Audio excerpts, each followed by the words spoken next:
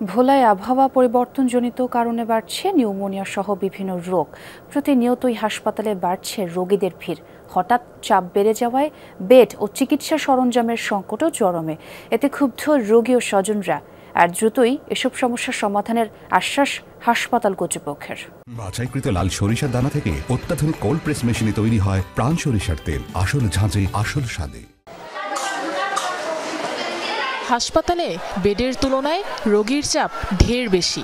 একটি বেডেই তাই ভাগাভাগি করে চিকিৎসা নিতে হচ্ছে 2 থেকে 3 জনকে। বাধ্য হয়ে অনেকেই স্থান নিয়েছেন মেঝেতে। এমন চিত্র ভোলার 250 শয্যা বিশিষ্ট জেনারেল হাসপাতালে। সম্প্রতি ভোলায় আশঙ্কাজনক হারে বেড়েছে নিউমোনিয়া ও ঠান্ডাজনিত রোগ, অথচ হাসপাতালে মিলছে না প্রয়োজনীয় সেবা। তার ওপর এভাবে শয্যা ভাগাভাগি করায় শিশুদের মাঝে দ্রুত ভাইরাস ছড়িয়ে পড়ার শঙ্কায় অভিভাবকরা। এখন একটা বেডে আমরা 2 জনের সাথে শেয়ার করে একটা বেডে আমার বাচ্চা নিয়ে আমি থাকতেছি আর কি। এক বেডে 2 জন 3 জন থাকলে কারো ভাইরাস থাকতে পারে, আরেক বাচ্চারা এই ভাইরাসটা ছড়াইতে পারে। আমরা কোনো বেড টেড পাই না, এখন আমরা ফ্লোরে আছি। অনেক রোগীরাই ফ্লোরে ভর্তি হয়েছে। হাসপাতালে নেই চাহিদা মোতাবেক চিকিৎসা সরঞ্জাম, তাই বাইরে থেকেই ওষুধ, ইনজেকশন সহ প্রয়োজনীয় সবকিছু কিনতে হচ্ছে রোগী স্বজনদের। ওষুধ বেশিরভাগই বাইরের থেকে কিনা লাগে। ডেলি 1400 টাকার ইনজেকশন আমার কিনা লাগে।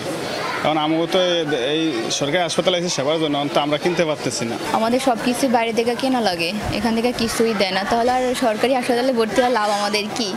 আবহাওয়ার পরিবর্তনজনিত কারণেই বেড়েছে রোগবালাই, বলছেন হাসপাতাল তত্ত্বাবধায়ক।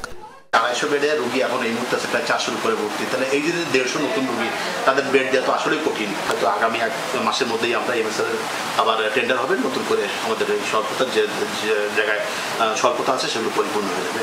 দ্বীপ জেলার মানুষের চিকিৎসা সেবার একমাত্র ভরসাস্থল এই হাসপাতাল। কর্তৃপক্ষের দাবি, প্রতিদিন বিভিন্ন রোগ নিয়ে 1.5 শতাধিক শিশু ভর্তি থাকে এই হাসপাতালে, যার মধ্যে 1/2 শতাধিক শিশুই নিউমোনিয়ায় আক্রান্ত।